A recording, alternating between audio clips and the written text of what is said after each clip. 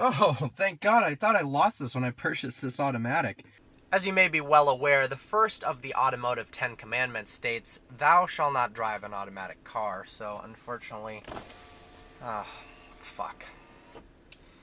Automatics have a place in this world. They really do. Supercars and hypercars are hindered by the manual transmission in terms of performance. Luxury cars, you don't want to have to worry about shifting. If you live in an area like San Francisco, where going up and down hills and bumper-to-bumper traffic is a problem all the time, sure, automatics make sense.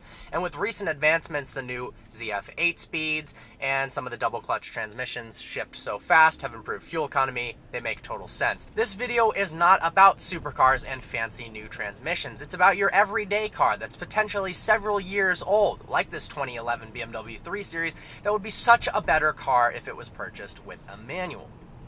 For instance, automatic transmissions, apart from the newer ones, get worse fuel economy than manuals because of their torque converters and added weight.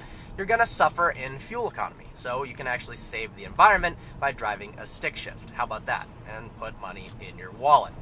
Automatics, due to their complex nature, are typically more expensive to buy than manuals, so you can save yourself potentially thousands of dollars by buying a manual transmission instead of an automatic transmission vehicle.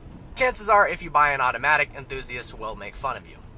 Automatics are simply much less fun to drive than manuals. If you're buying a car that doesn't have a fancy double clutch system or the new instant shifting 8-speed automatics, even with paddle shifters, the delay is going to be so much that it's annoying. It doesn't give you the control that a manual transmission does. If you're on the back roads and you want to select certain gears, automatics aren't going to be the best thing for that, especially if you want to do some track days or even just going to your local drag strip to do quarter-mile runs. Mashing the throttle in a straight line in an automatic car and having it shift for you is nowhere near as fun as ringing through the gears and trying to perfect your shift times.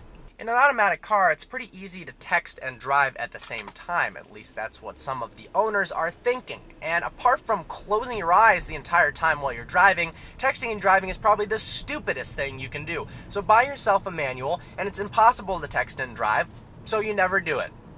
On used cars, automatics typically are going to be more expensive to maintain than their manual counterparts, especially if you're looking into something like a used BMW. Let's say a 2004 3 Series, for instance.